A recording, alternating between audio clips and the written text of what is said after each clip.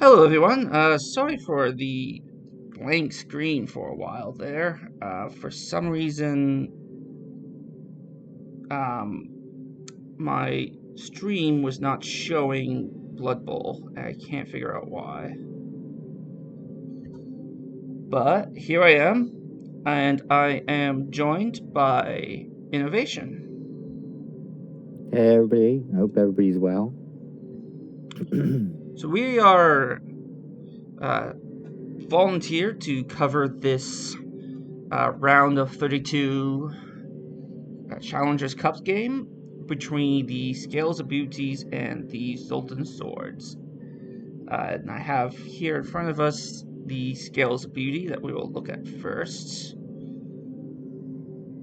So Right. this is a one season team, and for one season, it's a decent amount of development for Lizardmen.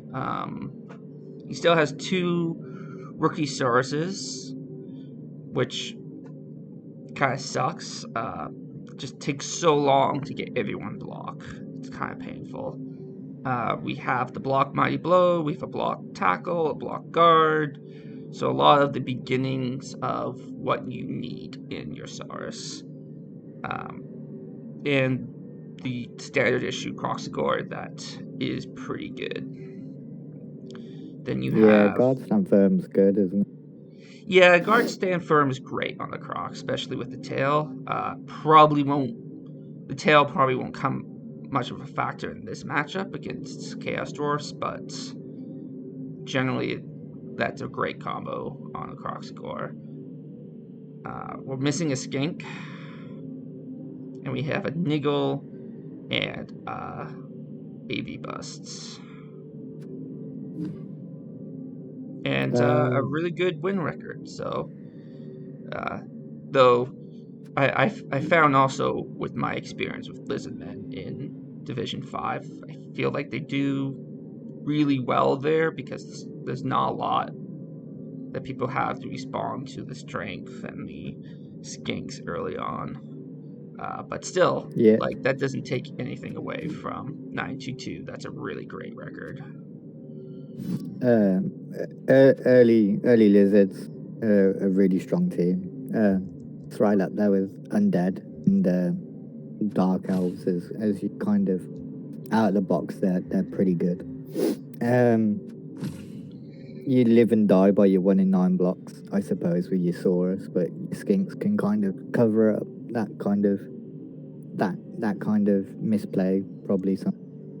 But Yeah, you just 922 isn't a fluke.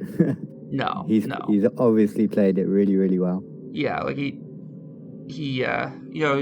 can play around the no one has block for the first few games with a little bit of good turn ordering. The rookies look like replacements. That I'll check, but I feel like that's not true. Oh well, they are replacements, but they are replacements for rookie Saurus.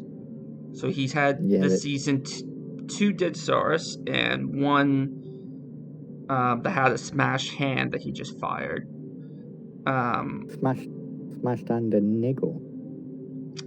Is that a Niggle or is a smash hand MNG? It looks like he fired an MNG Saurus. So I guess Might be a he had no might be a SPP on move. him, so maybe he just figured, hey, I have the cash. Why play a game without a Saurus? Doesn't really make a difference.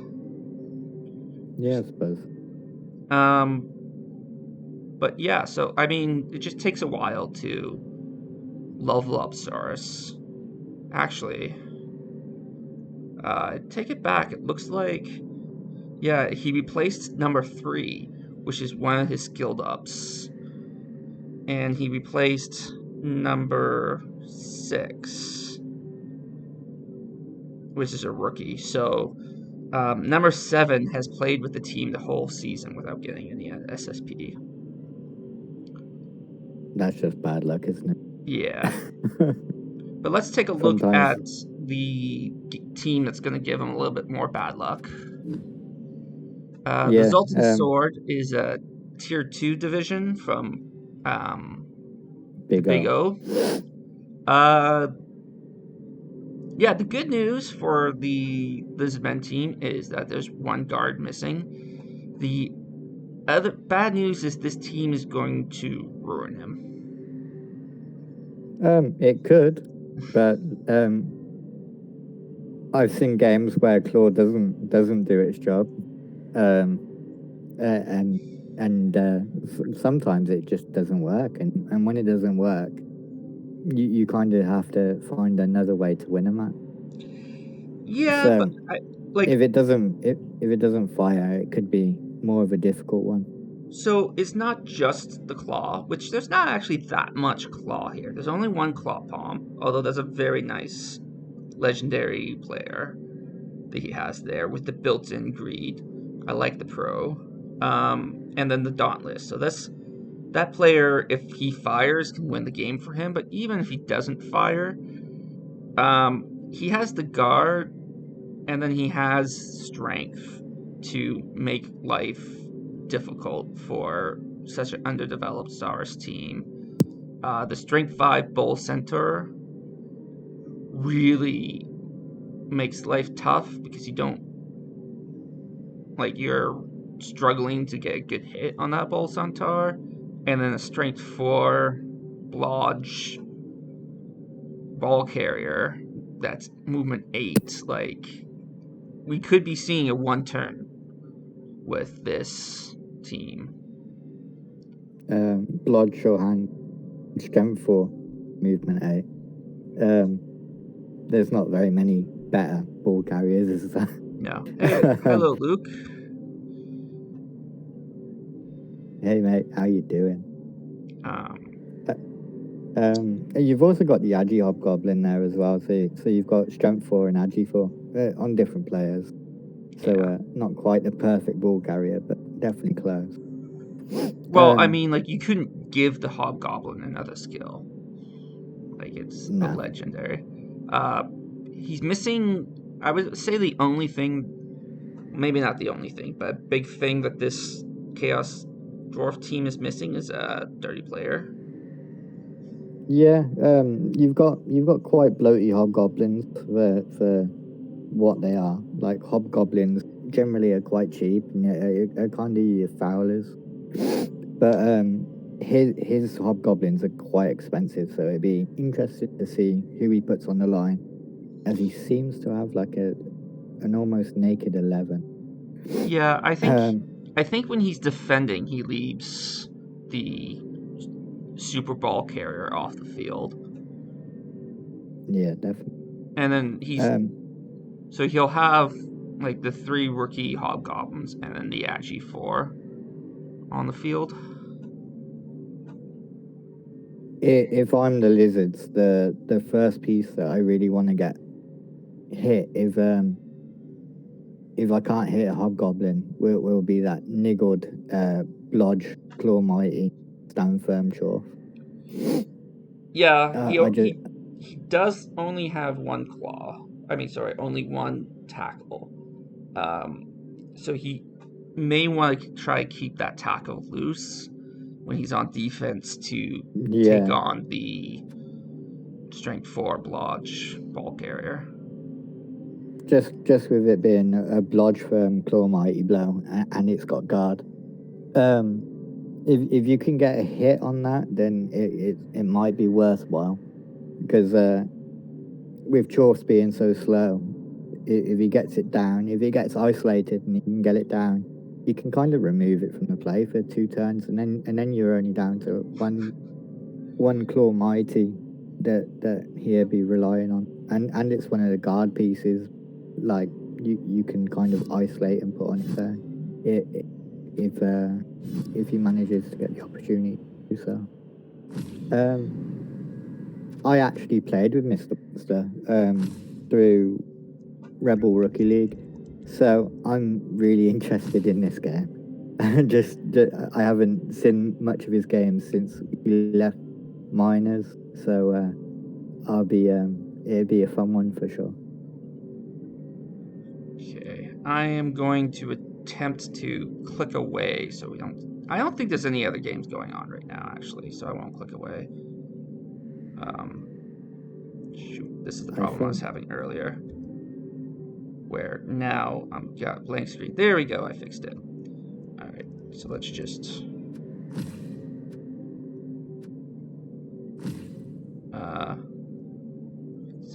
so is there 0 rebel games going on right now? Oh, it's because I did this.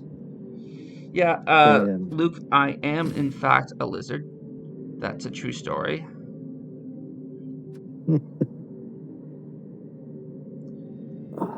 And watching this game, I am sure is going to trigger me.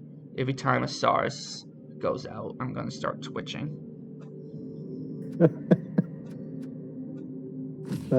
You having nasty flashbacks to playing against Global. Yeah.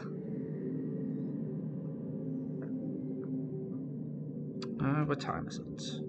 I haven't been in touch with either of the coaches, so they're not likely to message me when they're in, which was an oversight on my part. Nah, it's an oversight on both our parts, really. I should have got hold of Mr. Dwarf.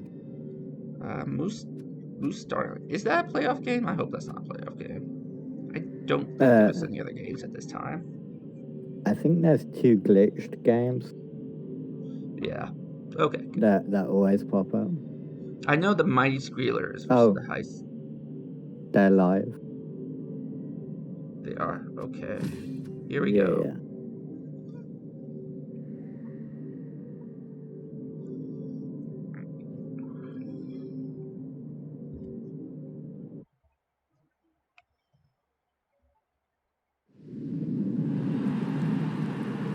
This would be a real test for the Lizards, right? That's interesting. Okay, actually, we didn't talk about inducements at all. So we got the Sibley, which I think is a good call with the Wizard and the Babe. I think these are decent inducements. Yeah, I want to win inducements. Yeah. And why struggle and fight to get into this Challengers Cup and not play to win, right? What are you saving your team for? Although putting Slibley on the line kind of says, like, all right, you can kill this SARS, just don't kill one of my SARS that I've struggled for a season to get at least block on. Yeah. Which is fair. I've done the same. That's sort of what I've played games against Claw where I've induced Slibley and just sort of said, here you go, take this one, don't take the others. I've had Lizard coaches put Slibley on the line against me, and I've just straight removed him turn 1. So yeah, that's a double-edged sword. It is. I mean, I said that I'd done it. I didn't say it was a good idea. There's no Apo in play for Slibley, whereas you could Apo one of the other ones, maybe.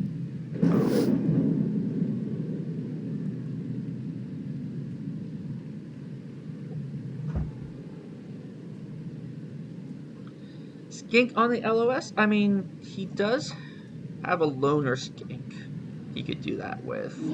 That's not terrible. I don't mind that, actually.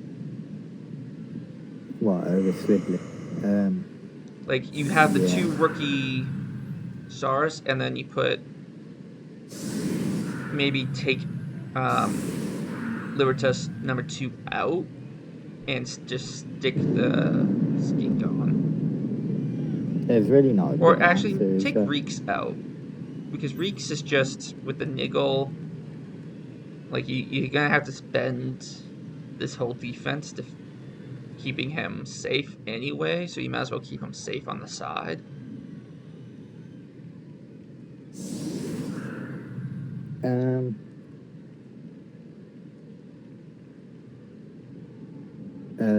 Whatever you pull up there, it's going to get hit by Mighty Blow Tackle at the very least. So, not sure how much that would help you.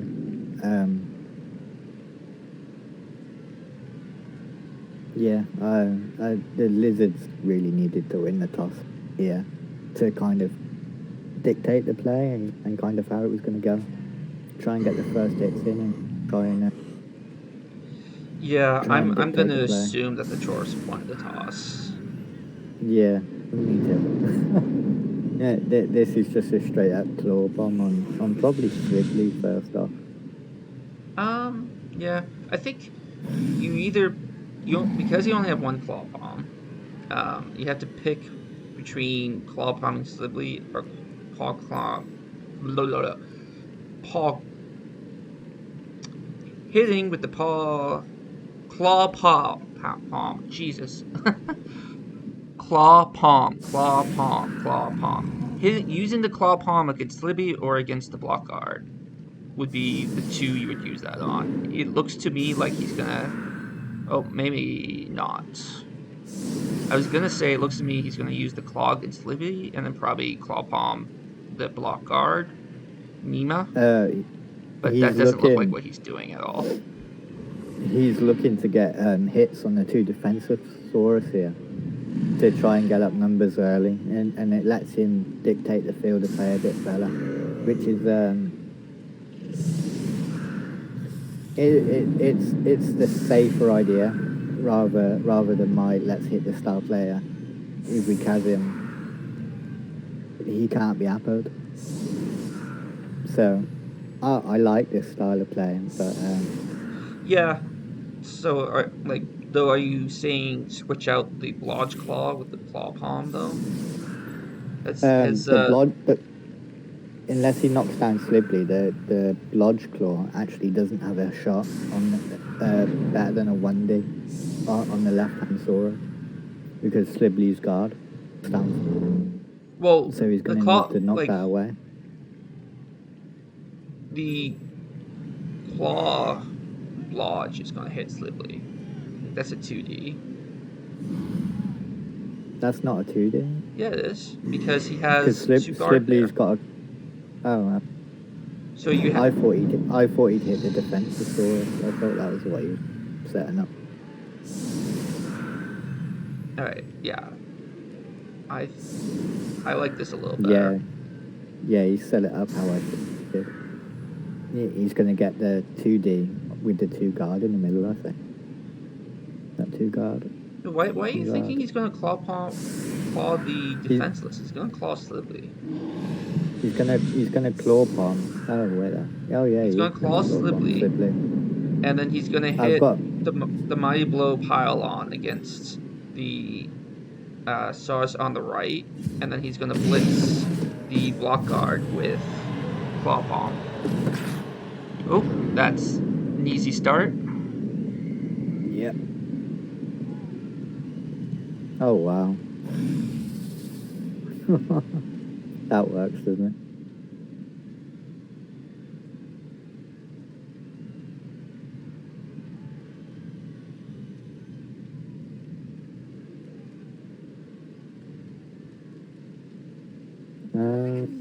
So what are we doing?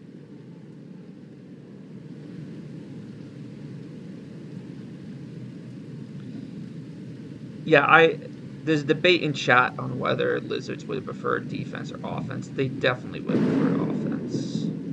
With it being rain and stuff, I get why they probably wouldn't. Did they know the weather when they hit. picked? They didn't know the weather when they picked, though. Was it changing weather on kickoff? It was.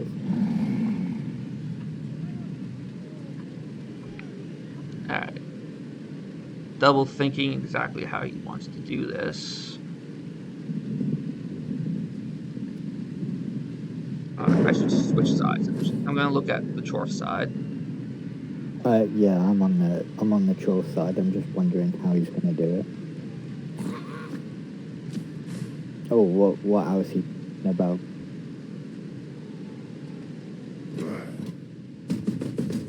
Because the balls are set back so deep, I don't think he have a blip.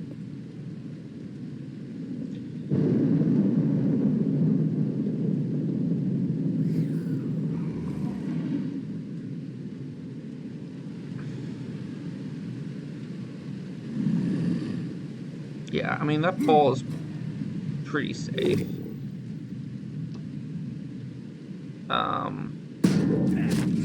Dauntless failed, but he still got the removal. There you go. Zip these out. For this half at least. Yes, and like I said, I've done that before, so I understand it, but it just feels bad right now, doesn't it? It feels really bad.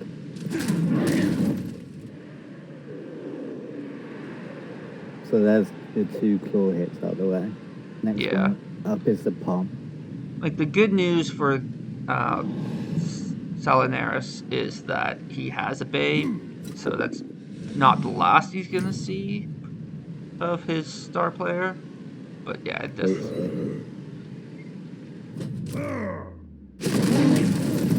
No follow for the palm. I guess he didn't follow because he's afraid of the skink foul. Which, with only 3 skinks on the field, I would not have been that afraid of it. If he had the loner on, I'd be afraid of it. But I think that's keep a stronger line. He wants to keep his chalk and his guard together. Yeah, that's fair. He's gonna, if the lizards want to attack and put pressure on the board, then they're gonna have to attack from the outside. And it takes away a lot of their advantage of the extra movement. Do you mind turning your mic up for just a little? I think you're clear, but just a little quiet. Yeah. How is that? That's a lot better, thanks. Yeah, just attack around the outside and to take away the lizards' kind of their advantage, because they're so quick normally.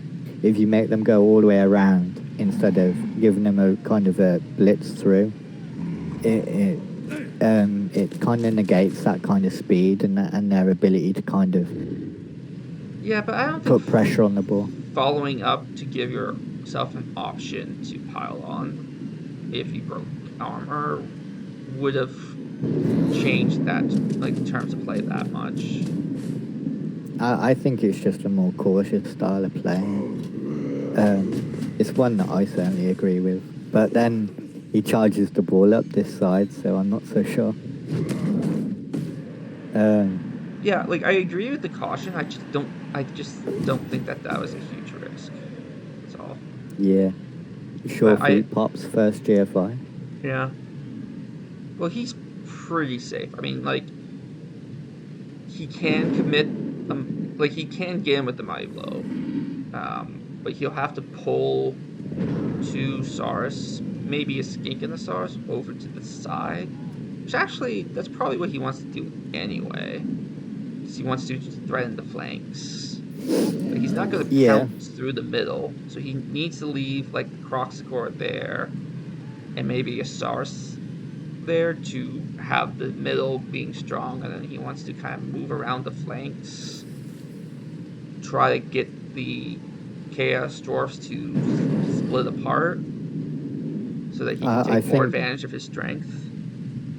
I think I just hit the left-hand side of the trough line here, the Hobgoblin, and then kind of stand off them, because you don't want to give them more hits than what they've already done, and you're already down. I'm not saying base you're already up. Down one. I'm just saying have a couple, like, have a Saurus off to the wings on each side, just so that, like, the Chaos Dwarfs can't concentrate on one area.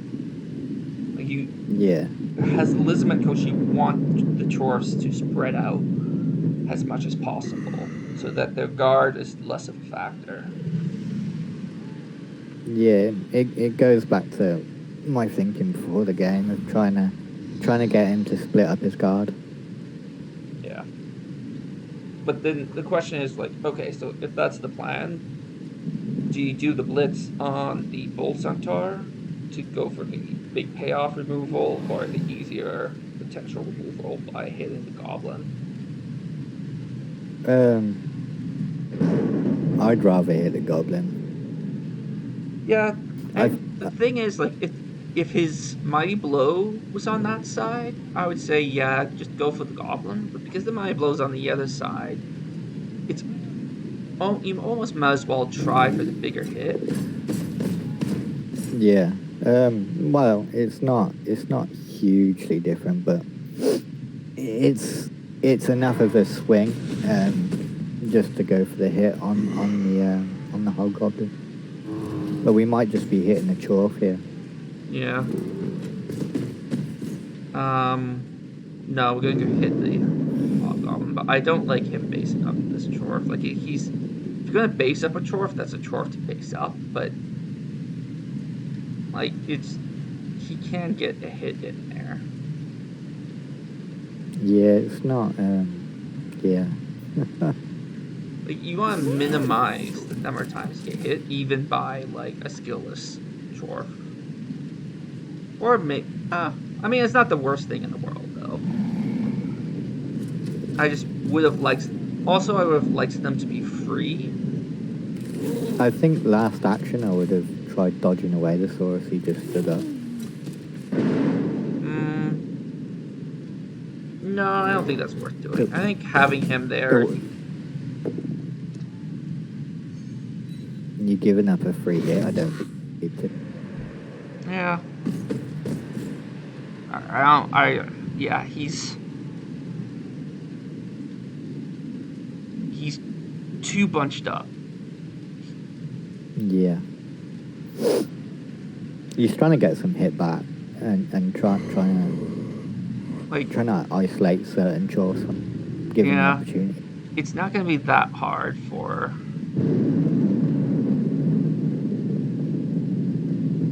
the chores to just base up, because the thing is too, the chores aren't... Do you want a shot on their guard, or do you want a shot on the lizard tackle? I want a shot on the guard. If you get rid of that guard, just like keeping the like being able to just shut down the Lizardmen team becomes a lot more viable without that guard piece. Yeah. We didn't talk about Mr. Monster's record too much. Coming out of Division 2, he was 7-4-2. So a really, really good coach. He's probably quite unlucky not to get a playoff ticket, to be honest. So this is going to be a hard game either way for the Lizard coach. Yeah. Oh, that's lucky that Crow failed. You can just move him along the line if you want an extra hit, and then get the guard on the Saurus, tackle Saurus if you wanted to hit that too.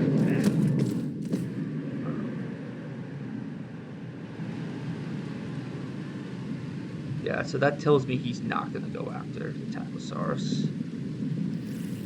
No.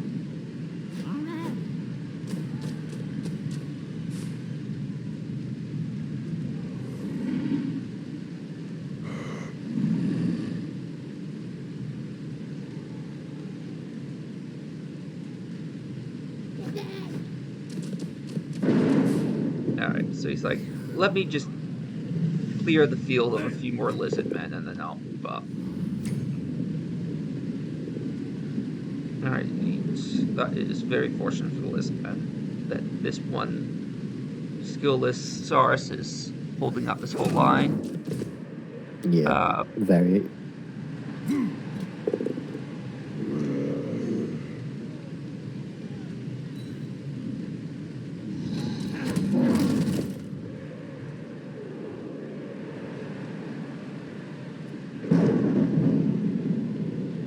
If he didn't have this Strength 5 tackle Mighty Blow, I might have said send down Reeks with the other skinks to threaten the ball.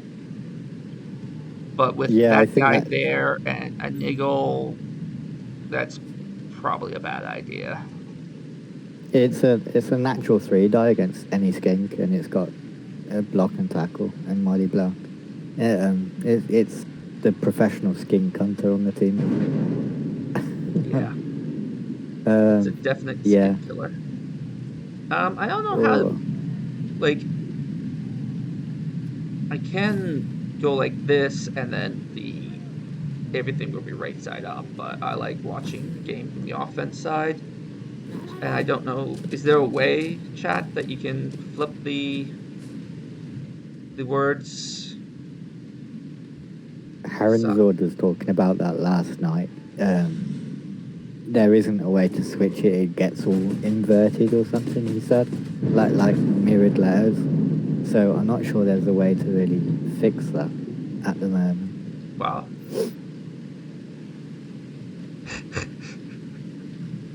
Well, if that's the way Zord wants to play things, then he can feel free to ban me. I'll just start up my Rebel casts where I'll just start a counter cast to all the official casts.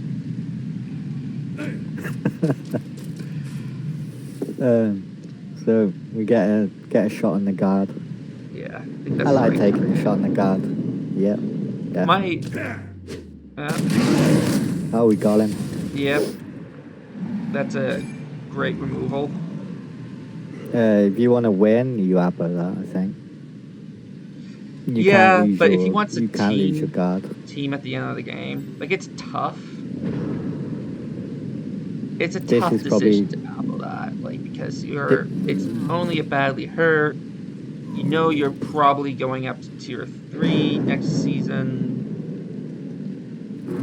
You've already made it, like, with a rookie team into the round of 32. Hey, let's just have a team at the end of the day. I can totally understand that. I look at this matchup, and if I was the Lizardman coach, I'd be like, I'm just gonna appo the perm, because if those two chalk blockers start firing like they have done early, it could be a really uphill struggle. And if you take a serious perm on one of your more developed Saurus, it feels bad, doesn't it? Yeah. But he does keep offering up hits on his Saurus for free, so.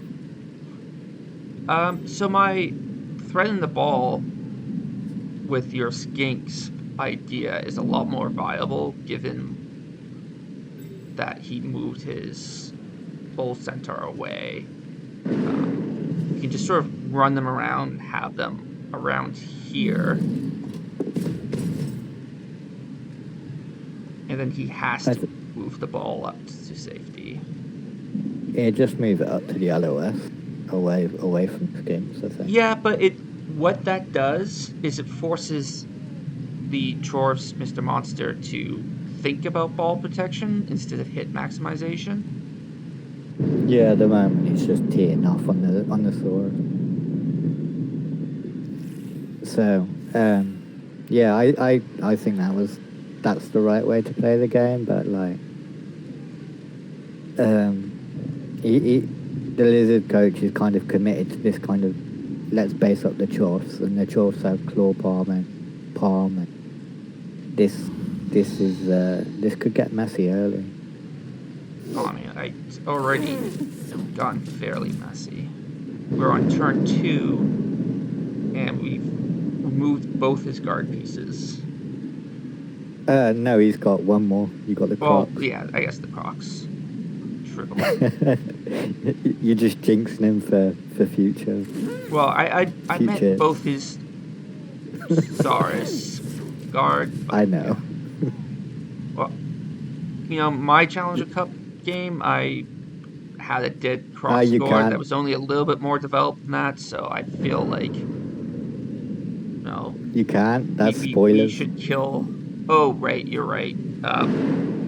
Hypothetically, that was all hypothetically. That may or may not have happened. I did a Saurus pass to a Saurus for the 4th score of that game. I thought it was the 17. I thought you were just one-turning and stuff. Yeah. I one-turned with a Saurus. It was pretty epic.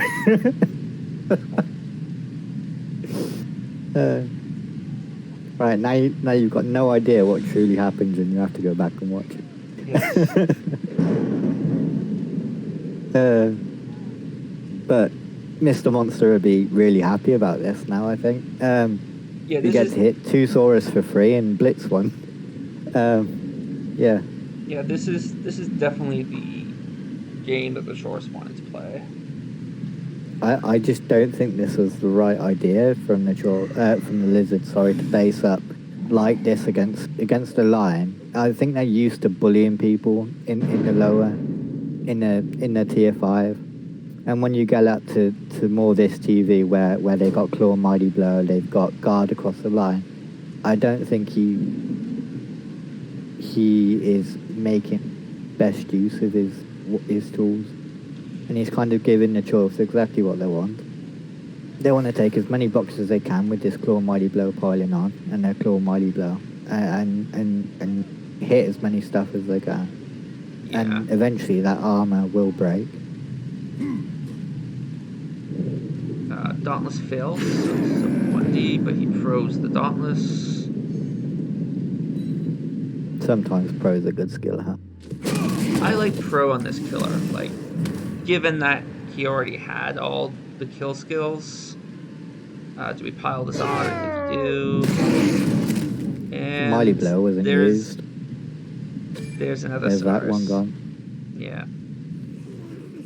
So we started the game with 7 stars, and we're down to 4. Yeah, this is just... If you base up against Claw Mighty Blow, this is what happens.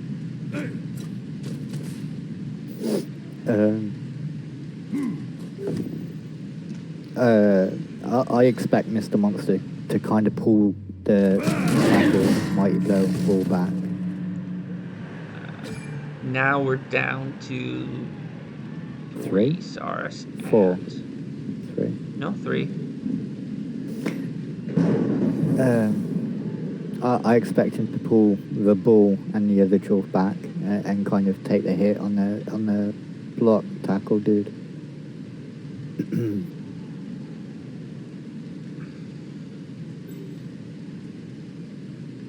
I'm saying his blitz from the claw would be in the block tackle. I mean, that's the best target left available. No, I think he blitzes with the ball. The strength 5 ball. Because their block tackles AV8 as well. And the that's a good point. Yeah. The tackle the Dwarf would have to take it on a 1D blitz. Darby, no, this is not a great one season Lizard matchup. This is about their worst draw they could have thought of. Yeah, there are probably teams in Rebel that would be a worse matchup for this Lizardmen team, but I don't think by much. No, there's very few teams that they'd rather not face. Do you read that? No, you can be patient. I like not reading that. Yeah, the other thing I about like sending the Skinks back either. is with the Wizard in play, like, the way the Lizardmen win this game, and it's not the way they're playing, is they outmaneuver the Dwarfs and they turn over with the Wizard. The Dwarfs are kind of in... You've got their front line here, and their ball carrier is quite disconnected at the minute. It's 5 squares off, and it's only got 6 squares of movement. So I think running around them and kind of cutting that off a little bit is actually the right play here. Yeah. Well, I mean, at this point, though, they don't really have... I think he has to make that play now. Yeah, I mean, like, it's the only thing he can do. It's just he should have done it earlier. When he still had a team. He shouldn't have been basing at the Saurus so much, I don't think, but as soon as that tackle mighty blow ball went forward on that left-hand side, you could have sent pressure around the right side. And there wasn't really... there was no tackle back there to really stop them from doing it. And the Wizard starts to become a real threat. And instead of maximising his blocks on the LOS, and around the line of scrummage, he would have been forced to move the ball up and protect against the Wizard. Yeah. So Popsicle, this is a first season team, the Lizardmen.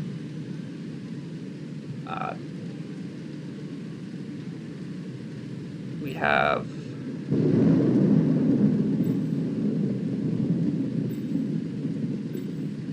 quite a few removals already. 2 are out for good. 2 will probably come back because we have a babe, and we still have a wizard in play.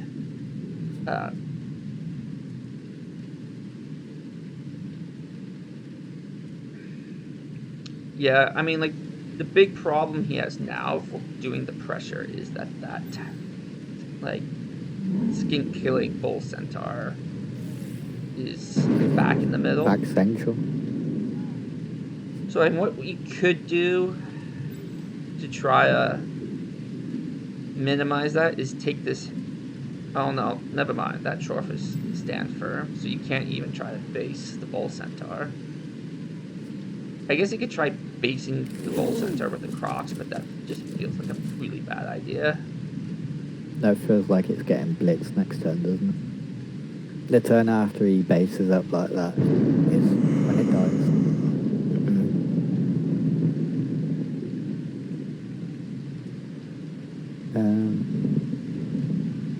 Yeah, I think he's just trying to play this really passively to lose a coach now. And Yeah, I think my the Dwarf's feeling gonna is that hammer him he took the inducement to be like, okay, let's see if I can make a chance to win, because I mean, like, he could have taken a bunch of Appos to keep his team alive, but he took the wizard and he took Flibley. Oh no, he's basing up. So I mean, like, in some ways it feels like he's playing preservation, in some ways he's playing risky.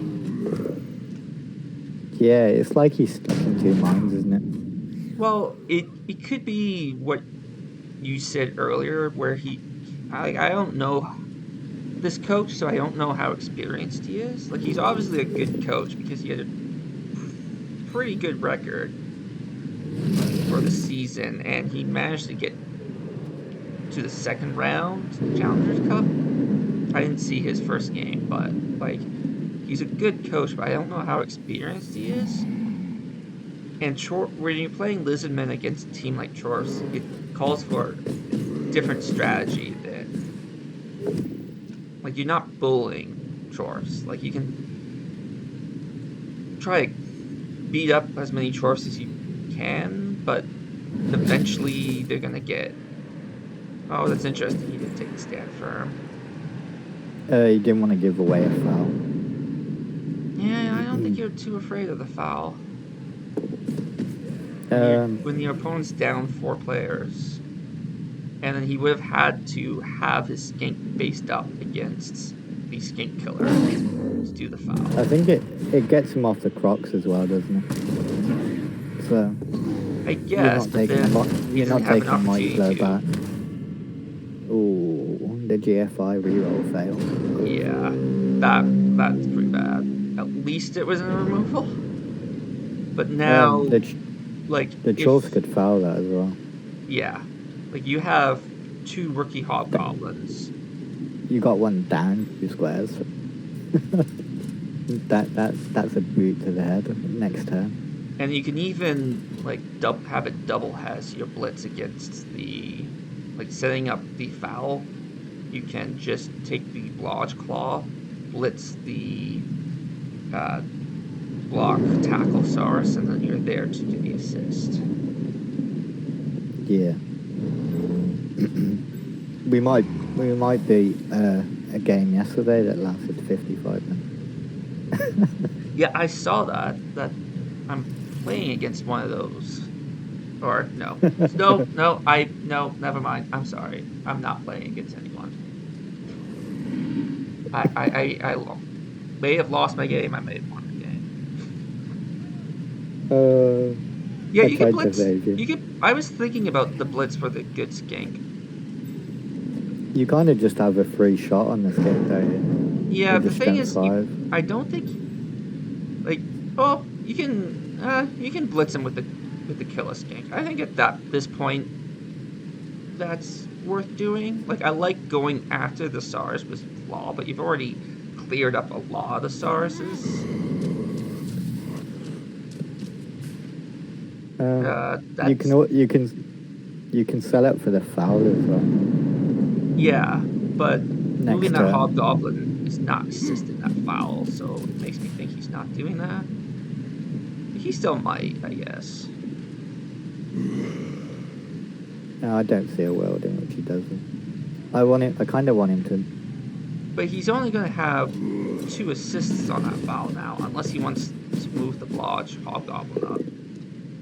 Yeah. Because the skinks are so far back, there's like no threat on the ball. So even if he wizards, it's just not good. I think you probably have. And there goes. Yeah. There we go. The skink killer gets one. Yeah. And as Popsicle points out, that's. There's just no threat. That's the 1-turn threat that's not gone, but is definitely. I mean, we have a sure feet one, the 15 and 16 that's based up by the hover. Yeah. But the other one was a lot better. Yeah. Yeah, and I do kind of hate the way he's using the skinks. I hate him having a wizard and the skinks being so far away. I just. Because I mean, like this. I think there's a decent shot on it now. This like it's a red dice, but. I mean, if the skinks were better positioned, this could be a wizard. And yeah, I just think they're so far off to one side. They're going to use all their movement just getting it. So I don't think the wizard is as much as a threat. And he's kind of took these inducements and kind of not played to take advantage of them in my eyes so far.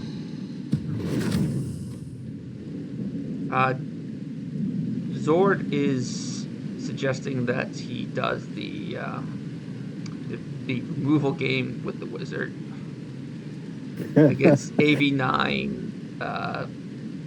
Just fireball it and hope for the best. I guess you could bolt the Niggled Chaos Dwarf and just see if that works. At that point, you might as well just fireball it and see what happens. But the chores aren't really clumped up either. You're only going to get 3 on a fireball, and one of them is probably your own player. So, yeah, you could. Is it good? Probably not. Is there a better option? Probably not. You're just kind of really stuck here. Like, you've got both these skinks just slightly right of the middle of the pitch. But again, as we said previously, like, they're so far back, they're not really impacting the play. First action blitz with the box. That just feels bad, doesn't it? See, if he was going to do that, he should have blitzed with McCall and gotten them both off. Yeah, I think the blitzing for position to reposition his team here was the right way to do it. The right thing, but the wrong way to do it.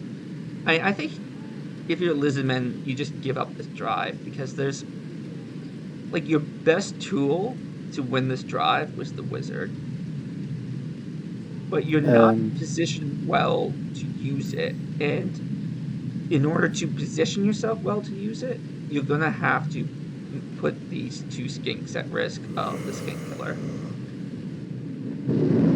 He also needs a team. Yeah. And at the moment, he doesn't have much of one left, does he? Yeah, that is also true. So that, right? You've got another Claw Mighty Blow here. I don't think it's worth the risk. We just sim a double skull. Skull. He uses Pro. Yeah, but you can pro it into dubs. You can pro it into double skulls. Yeah, but he does that, then what's the Lizardman gonna do? I don't know. I think it was worth the risk. You had another Claw Mighty hit. I was just quite happy to take another Claw Mighty. Yeah, I suppose. I really wanted Mr. Monster to foul the Mighty Blow on the floor here. I think it's just such a good opportunity. blitz the. You can blitz either skink with the professional skink killer. Bull centaur. You hit the sure feet. Might as well. Popsicle offers up some insight that apparently He's hitting the Mr. top Monster's one. played a lot of Lizardmen in his division, so he Pretty used to it. yeah. I mean, he's doing great, Mr. Monster. Like he has all the advantages, but he's also playing it very patiently, very carefully, not giving up any. He's not giving them anything. Yeah, like he's not making any mistakes to take advantage of. And you come back down and base the remaining skink. Yeah, you can kind of just put tackle on it. Yeah, you might as well take a hit against it. You could get lucky. He could have gone one square left, but I don't think it would have made much difference. Yeah, one square left is a little better, but it's probably doesn't matter. Oh, Would you have took the block with the hobgoblin? I totally would have. I kind of respect him not, because I think he's just taking this attitude that I'm going to, like, eventually this team is going to die. So I'm not going to be in a rush to kill it. Yeah. Yeah, no. Yeah, at the same time, Darby, you're right. There's, like, I don't think there's a reason not to take the hit, but it's just the way he's been playing this whole game is he doesn't do anything that's at all risky. For me, the risk versus reward with a reroll in the pocket, I'm willing to take that. Yeah. Because even on a both down, it's AV7 stunty. You're obviously AV7, but there's a decent chance that you could break him or whatever, or injure him. But I don't think it's any worse the hobgoblin not being there because of stunty. The dodge isn't any harder.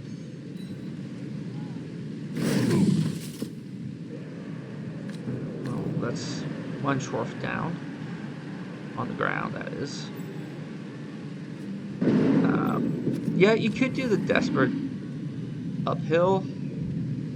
It's the Agi 4 with no defensive skills, and then if you get really lucky, you get a stun on him, so you have to go in, and you have a 75% chance of picking up with the Super Ball Carrier. No, run the other way. You could even end a turn zap it. I don't know if I would hate that.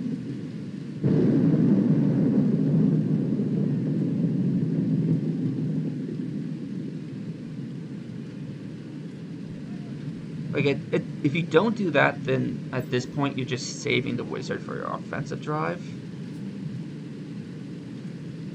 You could hit the crocs here quite easily. Take the hit with the claw mighty blow, lodge firm die, and then you can claw upon the crocs. Potentially. No, first, I think you kind of want to make this ball safe, though, to be honest.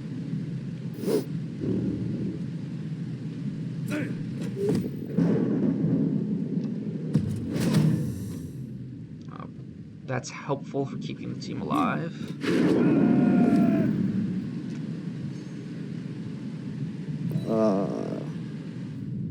Does he follow? Yeah. There we go. Removal. I don't think he piles on because he wants the assists against the Crocs, but piling on is not a terrible option given that there is still a babe. Like, he could get part of his team back for the next drive. So this isn't a complete disaster. He'll be playing with 5 stars if he can get these 3 back. And, like, he's only down 1 skink, albeit his best skink. Yeah, you're hoping your KO rolls are decent. If one of the swords doesn't come back, really, we'll continue.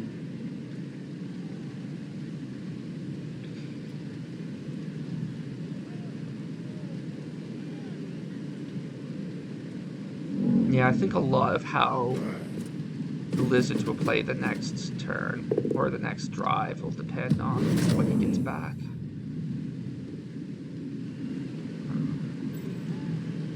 I kind of liked having the skink killer sitting on the skink. So I guess he could go back and just use that as a blitz, but yeah, definitely don't stand firm there.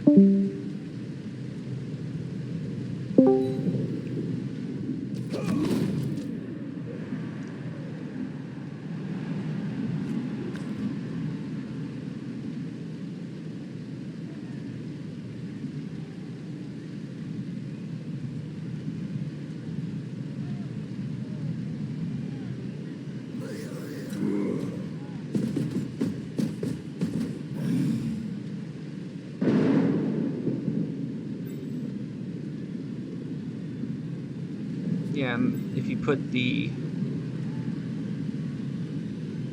Agi4 in like 1/1 and you're safe from the skink desperation play. Not that Zoltans is likely to take that play, given the way he's played so far.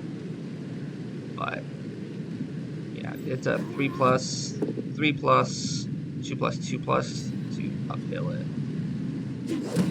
It's not that terrible. If he wants to be especially cheeky about it, he could play to force the score and then try to turn it. Yes. That actually might be the best play here. You still have 2 rerolls. This is your.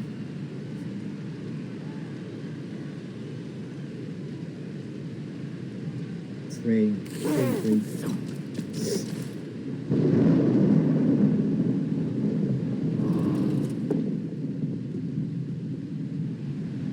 Yeah, 2, 3. Your volume's gone down again.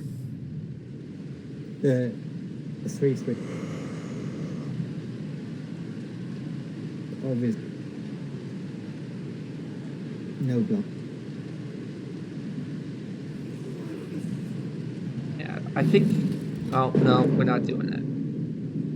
I was gonna say, position of this Agi4 Hobgoblin, I think was the first major mistake that Mr. Marks made, but he wasn't punished for it. That. Still can't really hear you. That was exactly. That was massive. He left an open ball. Yeah, you're you're very quiet.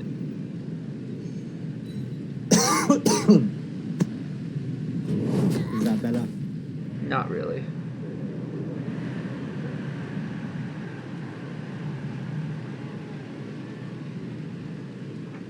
Yeah, popsicle, and then there's always the chance of the scatter downfield when he has the skink scoring threat.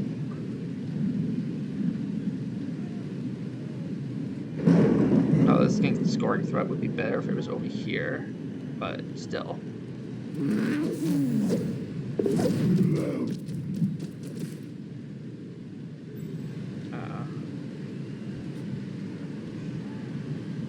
2, 3, 4, 5, 6. Go for it. So that skink's just gonna get punched by the skink killer. Having him there as a threat on the ball is not really great. He's just on the left radar. Yeah. Still can't hear you. Might be just. 2,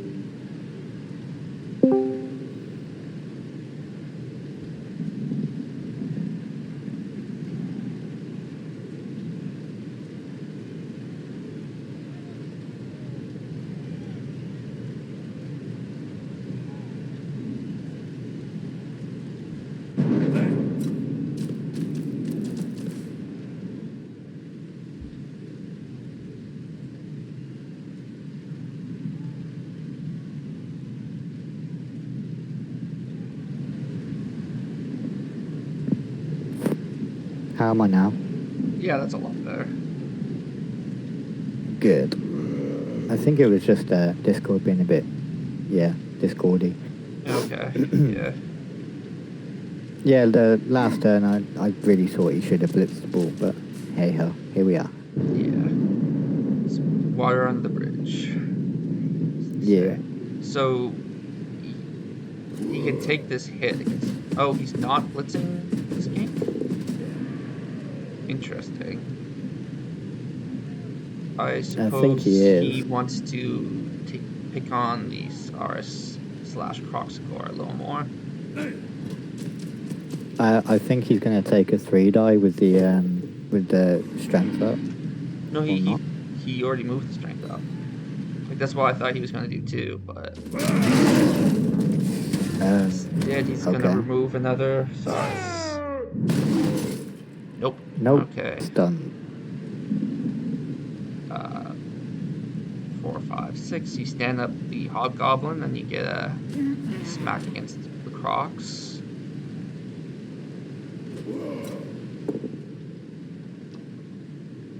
Crocs goes down.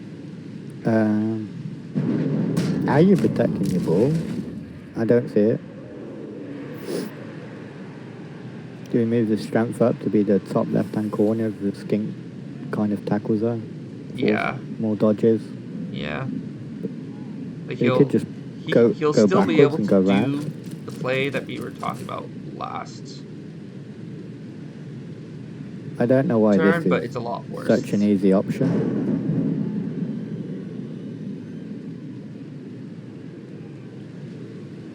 I really think he should try to kill that skink, because that skink is the only thing that has a chance to ending his drive. It's the only threat, isn't it? And the wizard is really strong here. The wizard's really, really strong. You could try the wizard stunty pass play. Well, you could wizard, pick up the ball, and then try to throw it, punt it down the field. That's a lot of dice. I don't know if that's the best. Like, you're betting the wizard on being able to make a lot of dice doing it that way. I think you've got a wizard now. Yeah, he's because at the very worst, it forces him to pick it back up. So he can go that way, or he can go 1, 2, 3, 4, 5, 6, 7, 8. Yeah, so going behind, underneath the bull is probably his best way of doing it. He could go up and pass the strength because he doesn't have to go through tackle. He goes through the hardest way, but it works. Just stunty things. You re-roll that. Yeah. And then you run down the field, don't you? Yeah.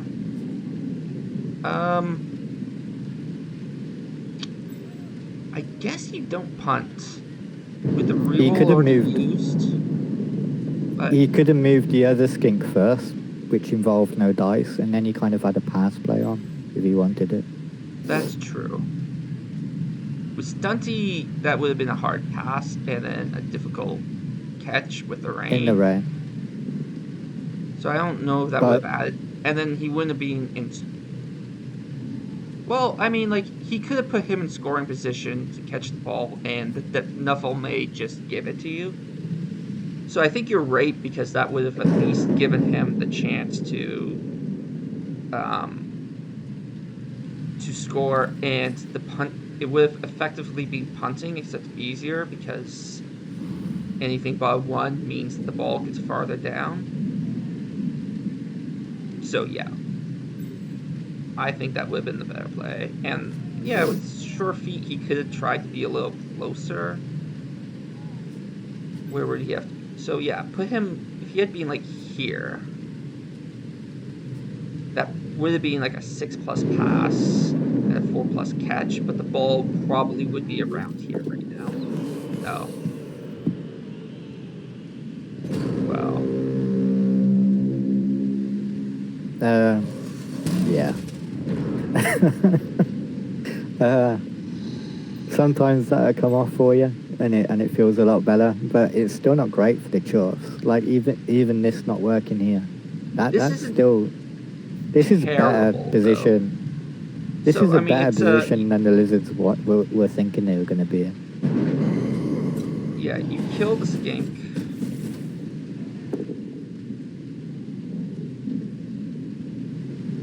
I think it's a 1 in 9 pickup as well, with the strength up.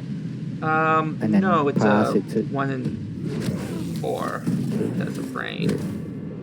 So you pick up. First you step Agi 4 into the touchdown. You pick up, get as close as you can. Maybe roll a couple GFIs, and then 3+, 3+. So 4+, 3+, 3+. 2,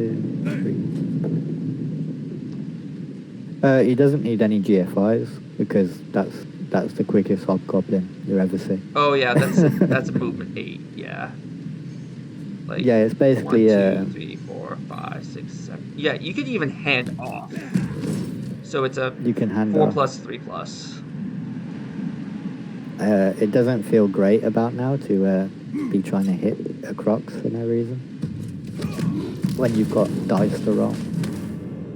Yeah, which is interesting given how cautious he's otherwise been about taking hits. Yeah, I guess he's just feeling confident with the removals that he's managed to do. Yeah, well, I mean, the 4+ has a reroll. Oh, he's doing a GFI, which I guess is better. Yeah.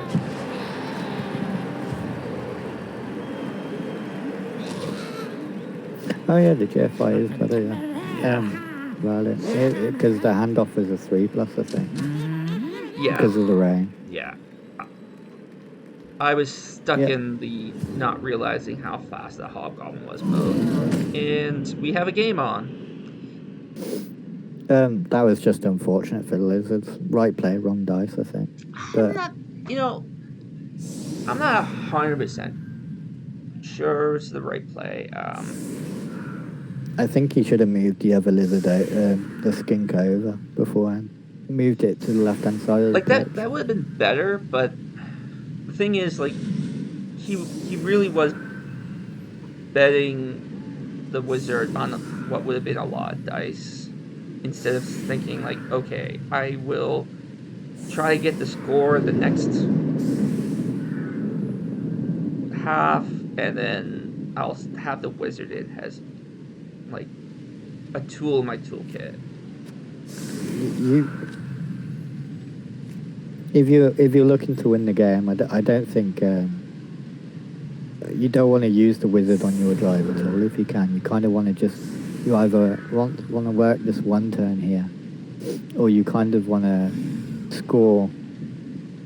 Well, okay. Probably turn 13. You don't next half. You don't use the wizard. Yeah. So what I was thinking is you score turn 13, and then you try to turn over. Like, you see how much of a team you have left, and you either try to score on turn 16 and go into overtime, or you score turn 13 and you try to turn over. Yeah. But at the same time, I think, like, it wasn't a bad play. I was just not totally sure about it. I might have done that play too. I'm not saying I wouldn't. I'm just saying it wasn't, like, clear cut, like, this is what he should do. I think, like, another option I think would have gone being, like, blitz. I kind of liked the blitz the ball carrier with the skate the uphill better. To force a score. Yeah, although he wouldn't have had 2 turns, so that wouldn't be as good. It's more to he's only got 1 sideline turn now. Scatter.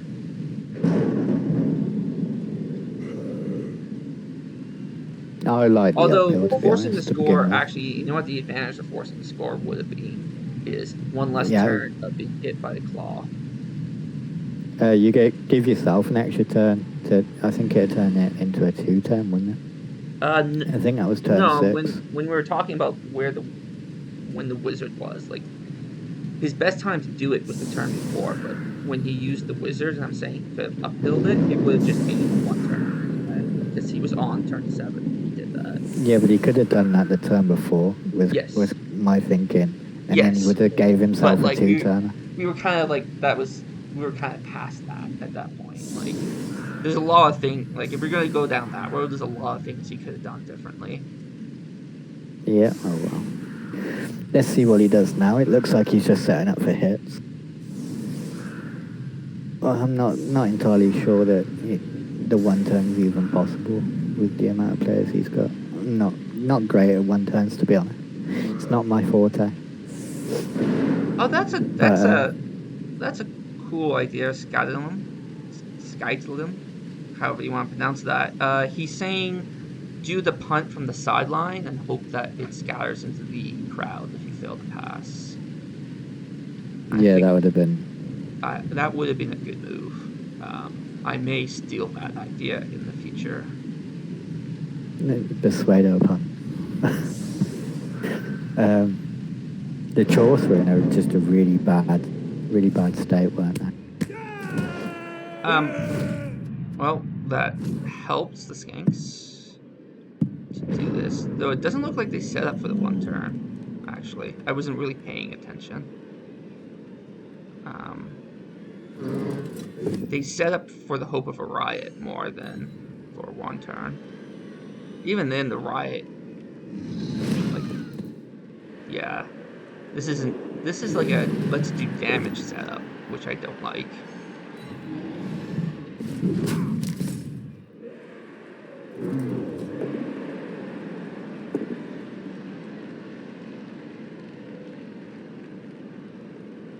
Yeah, that's painful. At least it wasn't into death.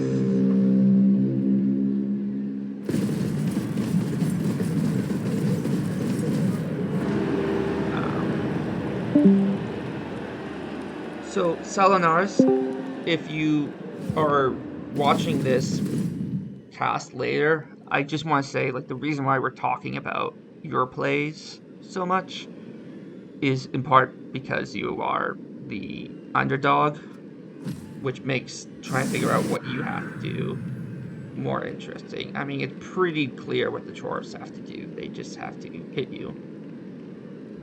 The Dwarfs have kind of done what they've needed to done throughout the game. Yeah. They've just kind of they've maximised their blocks. The ball wasn't under any threat early on, and it kind of just sat there and hit you. You were actually unfortunate with the wizard play and stuff, but yeah, sometimes it be like that.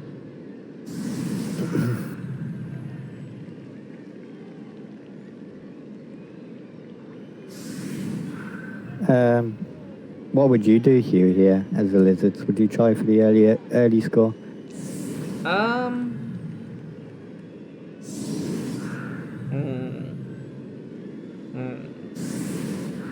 It's a tough one, isn't it? No. I think with the wizard out, you try to score turn 16, hope you get the kickoff, receive. Yeah. Like, the chances of him turning over aren't great without the wizard. No, I agree with you, but I think Mr. Monster's ball security throughout the first half you kind of left the ball carrier on its own, and if you played it slightly more aggressively, maybe as like a kind of a halftime thing, maybe you thought about that, and maybe you'll look to pressure the ball and see how Mr. Monster reacts. Yeah, except I feel like the Lizardmen, like, it's just that's not the kind of play we've seen from him too, and it's entirely possible that Mr. Monster would have been, like, maybe he got a little careless with it because he just saw how unaggressive the Lizards were being. Yeah, he kind of didn't respect it in the end, did he? And it very nearly come to bite him.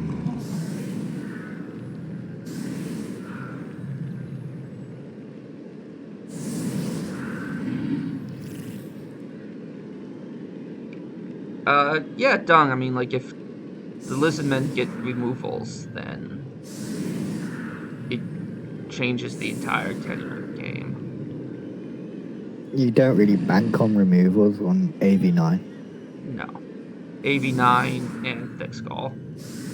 If you can get some shots on the hobgoblins and start getting some of those out and start being able to bully the dwarves a little bit more.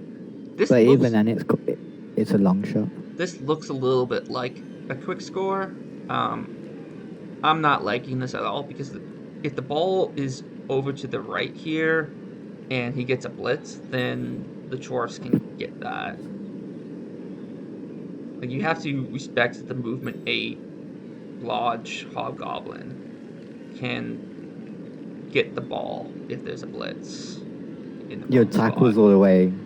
Your tackle's all the way aligned on the left hand wing, Yeah. isn't it, as well? Yeah, like he's betting against the blitz, and it looks like he's setting up to score fast. Mr. Monster's making a call to Morka. Get that blitz ready.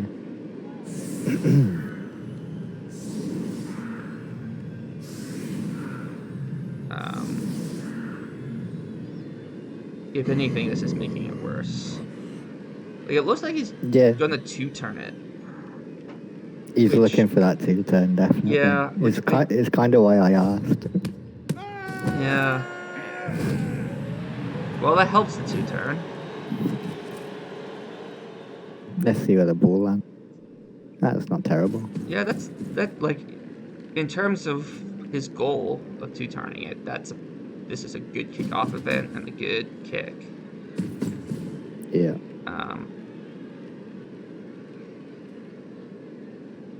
I presume we blitz down the ball and kind of set up a side screen and look to score.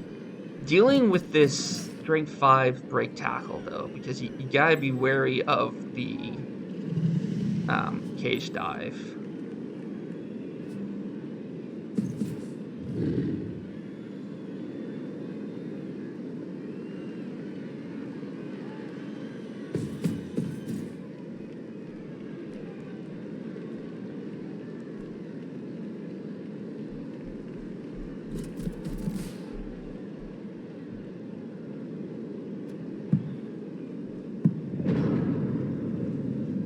So I get this kind of thinking because this is the way I used to play. But I learned over time that this kind of, like, let's just try to score quickly attitude doesn't win you games. It makes you lose 2-1 a lot. Yeah, I'd agree with that. Like, Lizardmen are one of those teams that it's not that hard to score.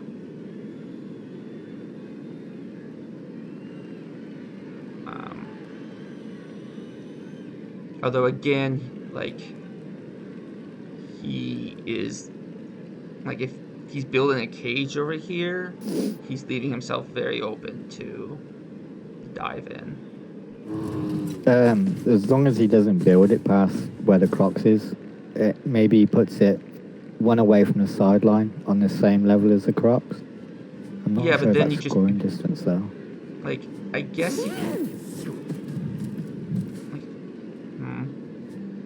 like, if you go here, you just come in through the top. If you go here, you just come in through the bottom. Like, you basically have to go to the sideline to make it safe.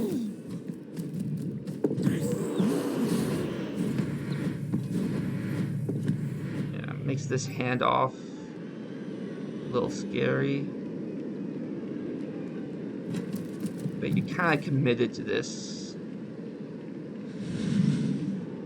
I don't think you need to hand off this turn. I think you do, because I think you can knock down Slibbly and then get a hit pretty easily. Oh. Yeah, that's not safe. That's a definite 3 die on the ball after a 3+ dodge in. Like he'll have to go for it, but Yeah. This is definitely a man who thinks either he can turn you over on your drive, or he says, or "Yeah, go ahead, score." yeah, I just want to be out of here and just get my 2 loss without losing anything major.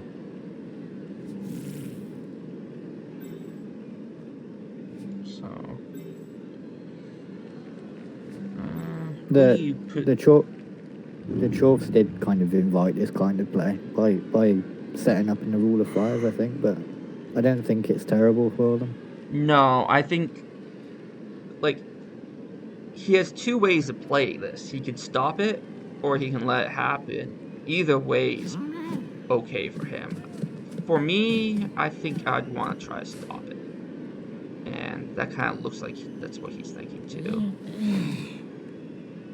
I don't know if I'd want to stop it. I'd want to force you to do it next turn. I'd want to make it not so that you couldn't make it safe and keep running around my backfield. Kind of. The thing is, Dunk, like it's not crazy.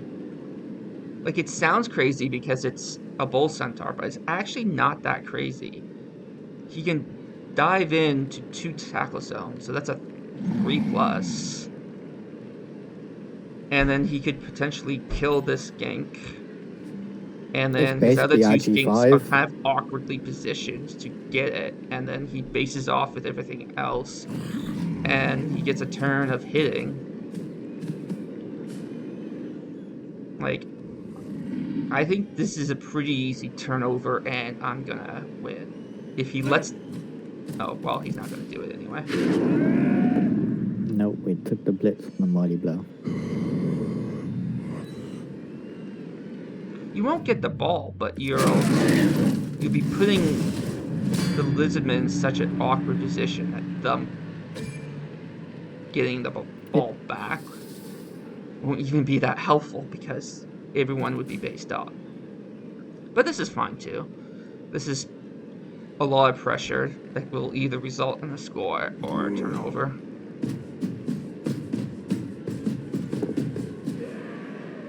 You kind of just want to make it difficult for the score, like it's not free, but you kind of don't want him messing about in your backfield, screening it off. And I think the best that's going to happen is that he scores now.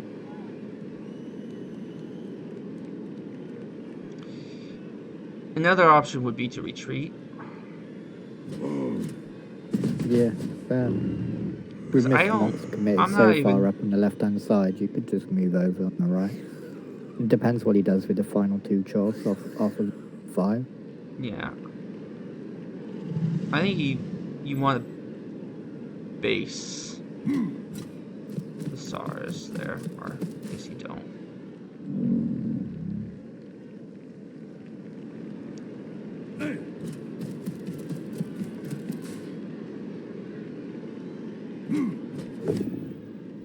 Alright, that's a pretty good knockdown for Dwarfs, because that makes the trying to swing around plan pretty much out, unless he wants to try one die this stand firm Dwarf. I was thinking, like, instead of retreating, or maybe you said it, he could try run around and build something here, which he could still do if he blitzes with this Saurus and then gets the knockdown.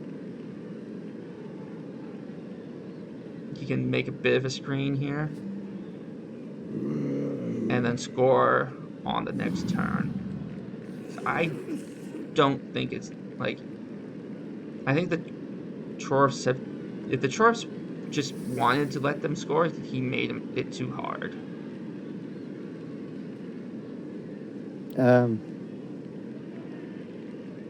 So the block scorer on the Chor Fellow probably blitzes the block break tackle board, doesn't it? And we just kind of move over to the right. But Agi4 can still get you, so I don't actually know. Yeah, It doesn't feel good.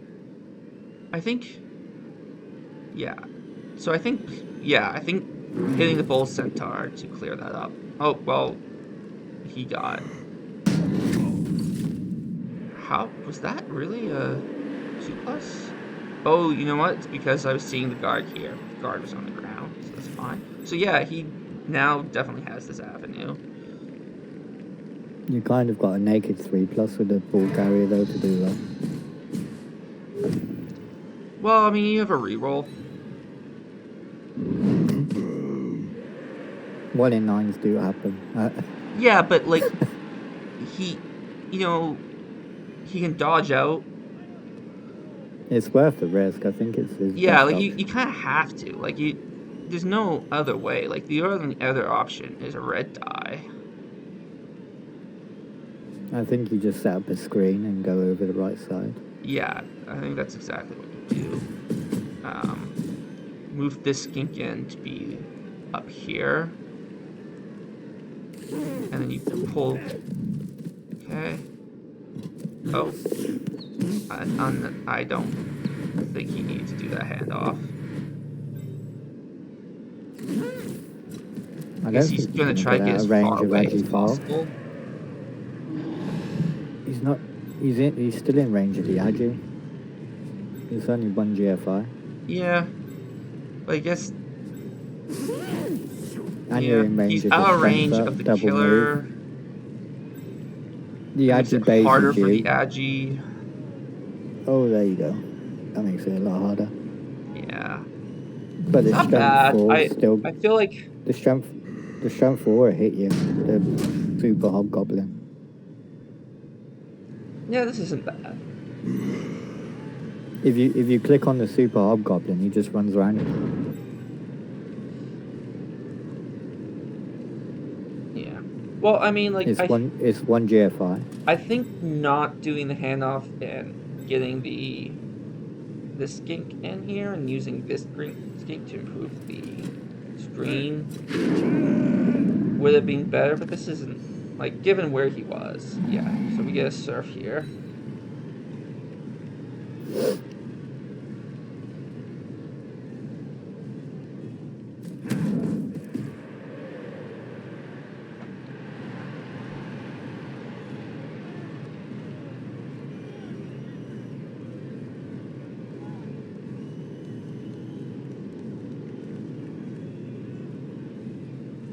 You set up the surf, but you're thinking it through a little more. You can't get the skink with the bull centaur.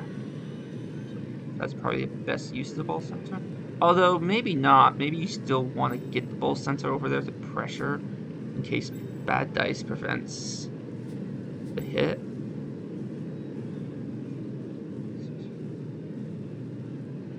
You really want to, like, go crazy with it. You can get a 3 die on the skink. Yeah, with 2 more GFIs. With a 2+2+, you get the 3 die, don't you? Because you can move the Agi around. Well, you can also do it with the skillless hob. If you are Lizardmen, you're okay with that.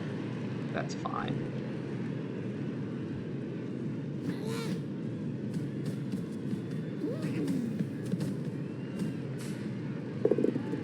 And he gets him. And breaks honor. Can't pick it up, but he can base it if he wants to roll another GFI. Oh, 1, 2, maybe. No, he's okay. See, this is the other problem with the handoff, is now, like, the skink is just so much out of the play. He just never was out of range of one of the hobgoblins hitting you. Yeah, even if he had taken the extra GFI, he wouldn't have been out of range.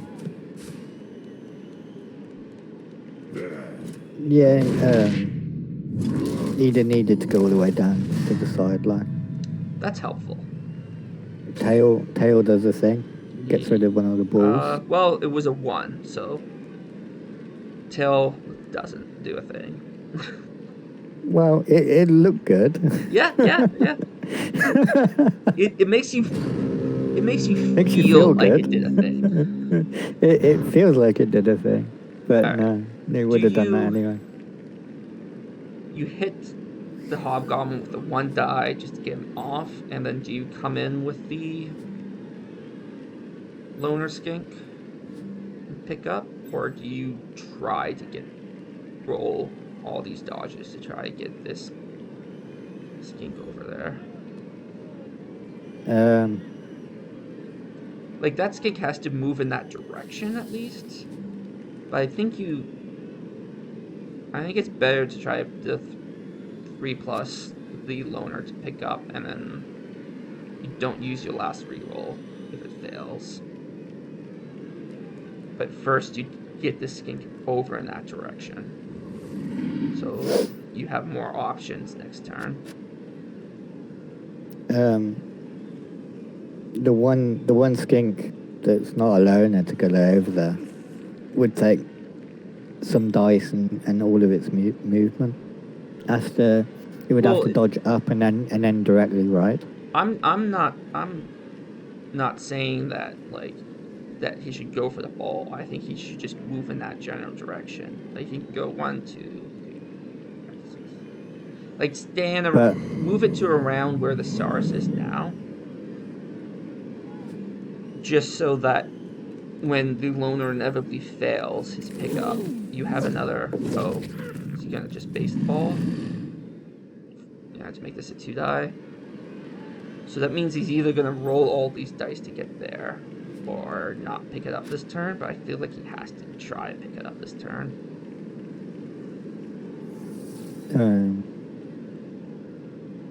We have to see what happens with the blitz, really. It depends whether you want to roll the dice with the other skink first to try and get it over there and make it relevant, or whether you're going to take this blitz. Well, he gets the POW. If he gets an armor break, this can be big. But he does not. Huge of the armor broke. That hobgoblin's too good, by the way. So Big O, what are you doing?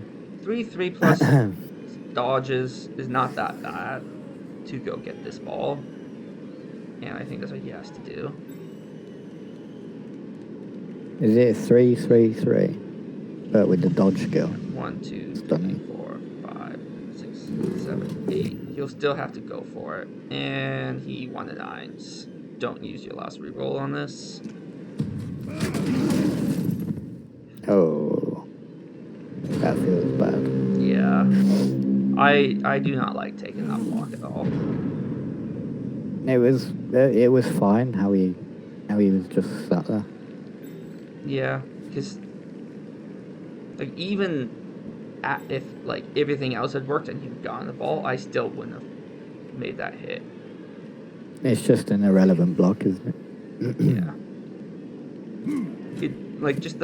With a 1 and 9, you're not willing to commit the reroll for, just the fail safe, because now getting Slibbly gone is easy, and you have 3 Dwarfs that now can do things. Freeing up any of these dwarfs is or even the hobgoblin is really good for the dwarfs, to be honest.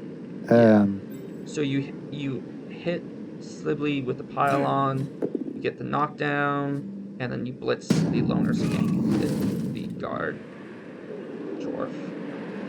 Yeah. I was wondering about hitting the Saurus, but I don't think it's worthwhile. No, just get the skink out of the way and then pick up with the Agi 4 for 3+. Do you take a No, I wouldn't do that. Yeah, I'd just blitz it with the guard. Is that Agi busted one? Yeah.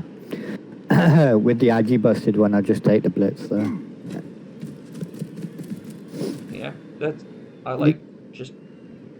Well, that's a little bit in the way of the act of picking up the No, ball. I'd have liked him to stand up to strength 4 first, I think. But there, one skink left, I think that is, isn't it? Nope, 2 skinks. One is just irrelevant over Oh, here, yeah. and the other one's on the ground. Hidden down left because we didn't move it. Yeah, so And because then you we put went in that 9 to block. dwarf there, it's gonna be 3+3+. Pick up the ball. Or you could figure, hey, I can just make it really hard for the other guys to pick up the ball.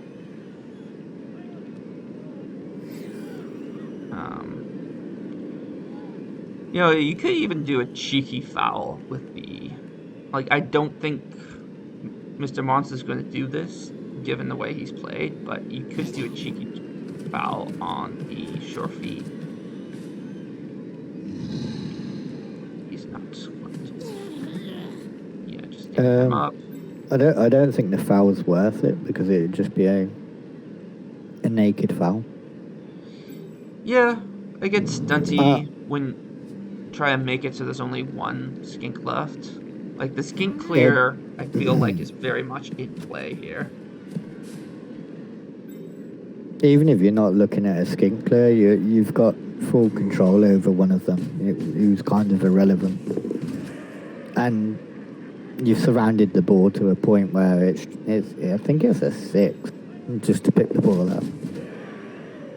The dodging isn't any worse, but picking the ball up is pretty awful. Yeah, there's not a good chance to skyer this ball that I can see. I like that. He's just pushed the skink further away. Yeah. So, yeah. I mean, how do you scatter this ball? Because that's your only chance. You can... The Sars is on the ground, I go number 2, can do a dodge, and then a GFI to do it. You're looking for the knockdown on Slibley, I think. From Slibley, sorry. But no, we're hit a hobgoblin. Yeah, I'm not a fan of that because that just takes the Sars out of the play. Like you can now you don't have to roll the 1 and 9 to move the skink, but I don't think that was overly bad. I thought the blitz would come from Slibley. I just think there's it's not that it was horrible, like a big mistake, it's just the opportunity cost to do something better with the blitz. I think is there. Because he could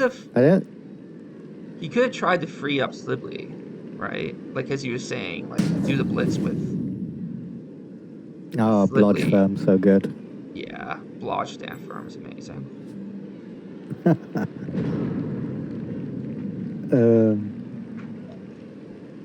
I just there wasn't a lot on, to be honest.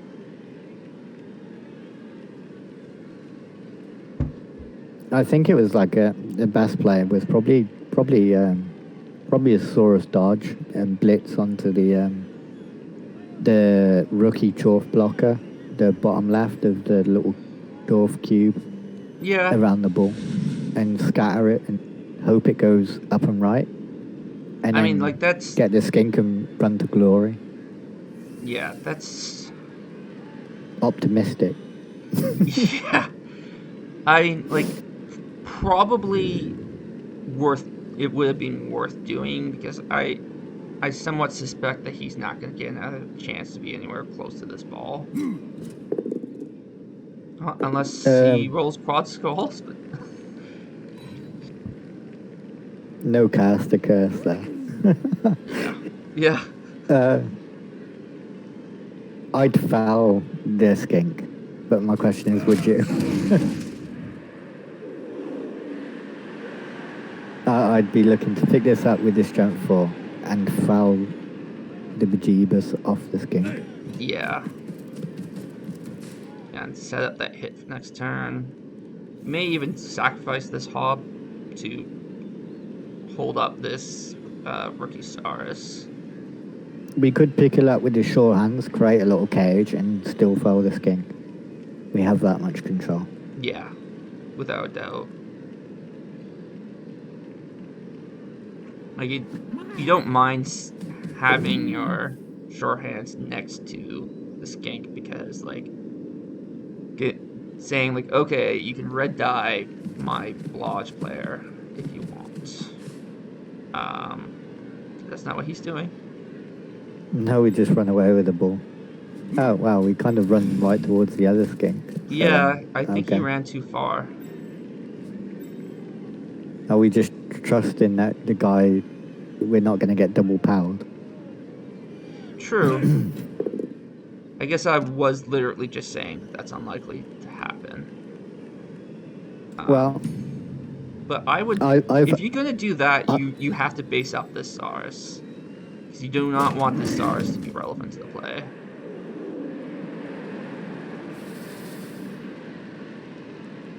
Yeah, you have to base up the SARS. You can make this like what you can do: base up the SARS, use all the sure feet with the bowl center to base up the skink, and then you can still do the foul with this skink over here. The Saurus can't even make it, and even if he did, it's still only a one, still a -2. I'm not saying for the next turn, like to get just hit for the turns after. Yeah, just pull him over here and make him relevant. Okay, in like that sense, it's not kind of a huge risk leaving the SARS free, but it's a risk you don't need to take, and all you're doing is giving up a skillless hobgoblin, which he has a few more of. Okay. Oh. Well. There goes. That was a 11 into a 10. that was and yeah. This base I like works. that, putting the Blodge firm. It's a lot better, it's a lot more reliable. You can't just block that, blitz that off and be alright with pushes. Well, I mean, you can still one die blitz off. Yeah, I wouldn't have put quite good. I don't like putting the hob there because it still gives him an option to escape. Not a great option, but like, these are very nitpicky. I liked that blitz. I like the blitz. I didn't like the basing with the hobber. Yeah. See, so the SARS is gonna escape. Yeah, blitz off. No, the SARS isn't gonna escape. He's just gonna be vengeful. Okay. Yes. That doesn't even get him off the skink, though. Why is he pushing him that way? You might as well push him so the skink can move. And then the SARS doesn't move anymore. I think we've stopped trying to get the draw in regular time. In regular time. We're not gonna go. A draw in regular time with how it's been going would be pretty good. I think you're misreading the scoreboard. Yeah, I was saying we stopped going for it now. Yeah, but there's no draw. Where's the draw? Yeah, I know. I said regular time, like in 16 turns. if he got to overtime, he was playing really well to get there. Was my point. Oh, I see. Okay, I thought you were saying that he was just giving up the drive. No. Okay, yeah, that makes more sense. Yeah. Still winning the second half would have been a good bit. Might as well have yourself another dead skink. Nah, sorry. But yeah, this then takes care of this SARS as a threat. And I think you hand off. I think once you're downfield a little more, you have enough control that you can hand off to the Agi 4 to get a level. Not a level, but close to a level. If you hand off to the Agi 4 and he passes back to him, you can then just score a touchdown and get the level. That's true. Or you can like really maximize it by giving the score to the rookie hob to get close to getting a dirty player. I'd rather have a level on my Agi up. No. But what you do is you hand off to the Agi 4, and then the Agi 4 passes to the Rookie Hobgoblin. The Rookie Hobgoblin scores. The Agi Hub would still be 3 off a level then. He needs the pass Oh, and yeah, the he score. needs... Yeah, you're right, sorry. For some reason, I thought he was 15. You're right. So, yeah, you hand off to the Agi 4. He passes, and you hand it back. If you really feel comfortable. Yep. I think that's what we probably we're do gonna next get the turn. handoff at least.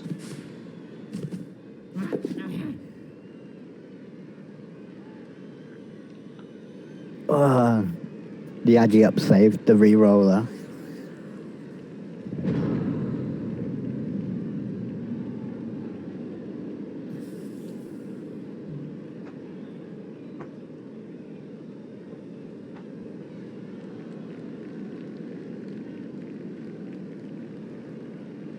So what are we doing? I guess we're just blitzing the guard trough. Yeah, you're hoping for a little lucky SPP. You leave the skinks on the floor. Try and get the block guy closer to his I don't think he's trying anything. You can try and get a level. No, I mean, I think that's about it. Yeah. Well, who can he get a level on? Not really. Like, he can get SPP.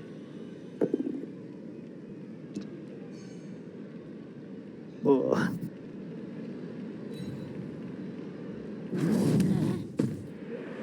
I wonder if he tries to dodge the skink out. I think you see that before, yeah. No, I agree. The other thing you can do with the skink is move him down to make him, like, more wary about showboating for SPP. But I think this is fine.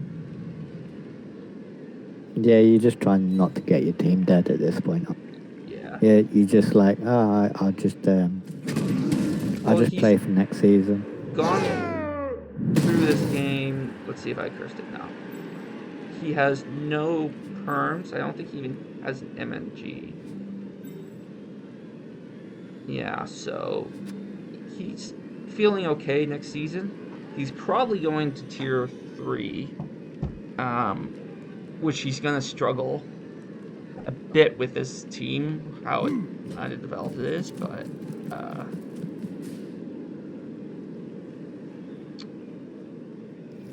yeah, they look to be all badly hurt. Yeah, he's the beginning of a good Lizardmen team that he can take a season more to develop, and it'll be pretty good. Let's see if we can get our pass.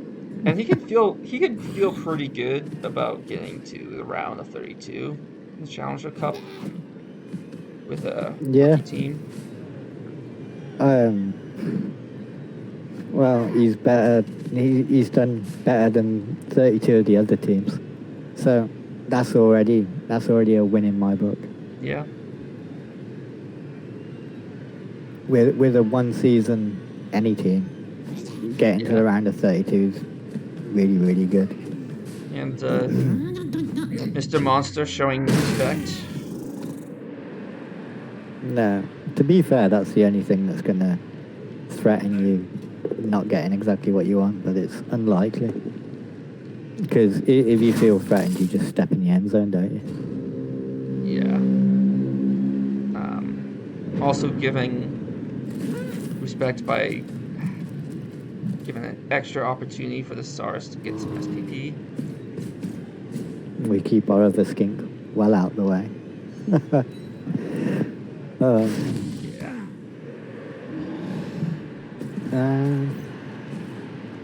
I'm surprised Mr. Monster didn't do a vanity pass last.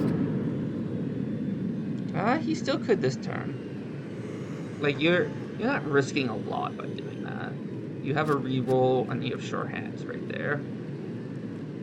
I'm guessing you just don't reroll the pass. You would have won the game either way. So, like, if there's ever a time for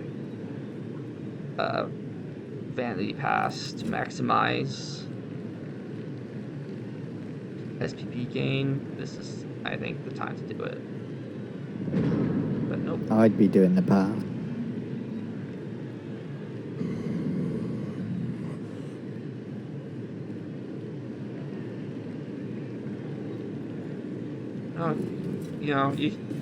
Given the way that Mr. Monster's played, he seems to like going for the sure things. So he figures he has 3 SPP. He can get another SPP on that and have him level up sometime down the road. Like he doesn't we need... kind of just volunteered to get our block source, just claw bomb. Or claw mighty blow either. Yeah. Claw mighty blow safer.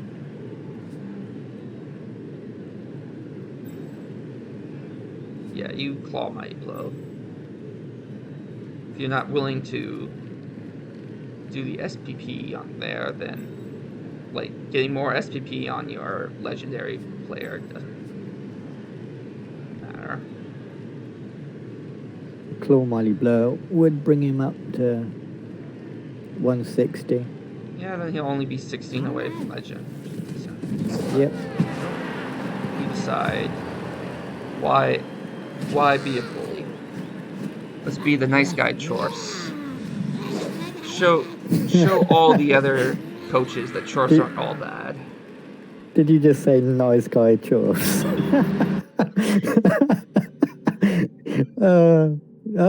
What a great MVP. Ball Centaur gets a level. That's a good MVP, I think, for both, really. I think you're brilliant. Happy with that. I mean, you'd rather brilliant the rookie, MVP. but like the rookie stars, but that's fine. Any Saurus MVP is a good one. This basically tells you everything you need to know about this game. 23 armor breaks to 2 armor breaks. Yeah, it was one of those, wasn't it? Yeah, I'm actually surprised that the blocks succeeded are so close to each other. Like 32 versus 40.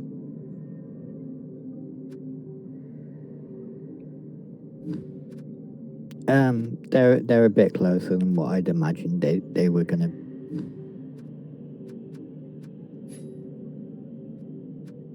Yeah. 83% on armor for armor AV9 is not crazy. Especially given that there was not a lot of Mighty Blow hits there. Though the Mighty Blow hits against the Hobgoblins, there were a few of those and they held up pretty good. Or pretty well.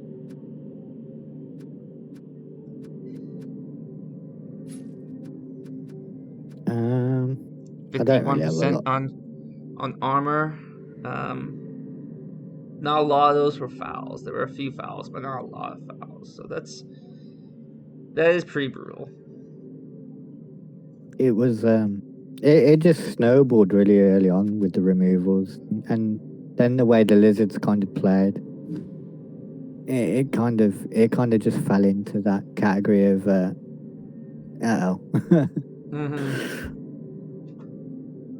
Yeah. But in the end, it wasn't quite as bad as what I feared it might look at the end. Like he still had his team intact, no perms. I think he walks away from this thinking like that was fine. Yeah, that was pretty okay. Yeah. No, I won't say there was nothing he could have done, because I think there were a couple opportunities to do something in there. But things were pretty heavily stacked against him. So yeah, they were stacked from the get-go. Yeah. I don't think there's any other games going on for me to raid. Let me just check.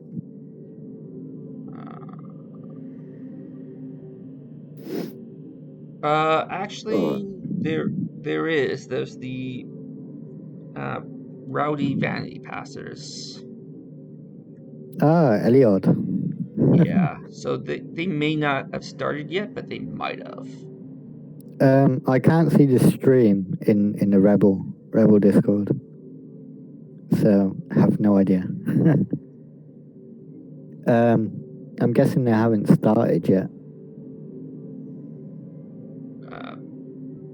Yes. Let me just double check in case there's some reason I can see it and you haven't. Can't.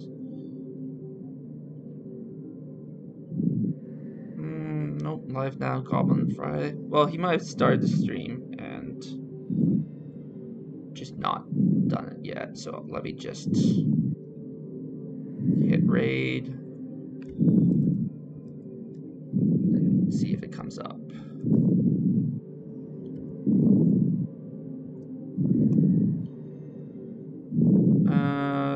No. So we will not raid. Because the only other option is to sit here and wait for him to come up. But I encourage everyone who is still watching to check out that game that will start in about 10 minutes. Thanks everyone for watching. I'll definitely be watching that one. Thank you all for watching.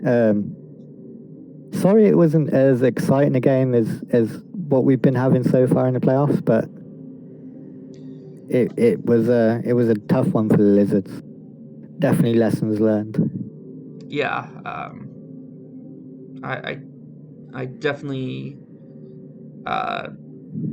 suggest, like, I think the Lizard coach is a good coach. I just think that he needs to learn how to play against Dwarfs, which is a hard thing for Lizard players to do. But yeah, it's always great to rewatch your games and try to spot your mistakes for both coaches. But with that bit of condescending advice behind me, thanks everyone for watching, and good luck and have fun with your own games. Good luck, everybody.